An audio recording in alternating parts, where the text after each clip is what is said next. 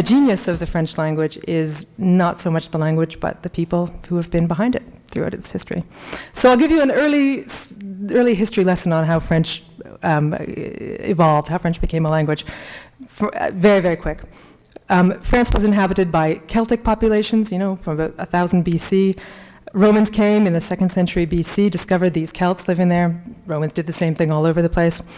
The ones in France were very hardworking, very innovative, very opportunistic, it turned out.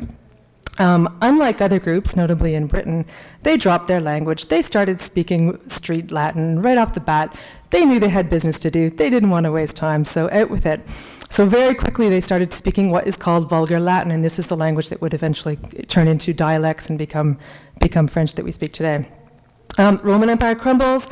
All these Germanic tribes move in from Germany, from the east, and they settle. They're moving in and they're settling all over France, picking up the Gallo-Roman that they're speaking at the time. This what has become the language, that grew out of this sort of street Latin, mixing it with these different Germanic languages and creating this myriad of languages all over France. This is really important in the story of the language. The most powerful are the Franks, who settle first in Belgium, and then the Frankish kings eventually move into Paris, and they're the ones who are going to run the show for the next many centuries.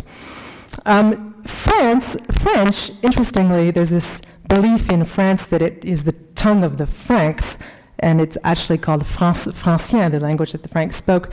But the real story that historians have discovered is much less romantic. French grew as a trade language. It's a dialect that mixed many of the dialects being spoken around Paris, which is the trade hub, and they developed a special language just for doing business.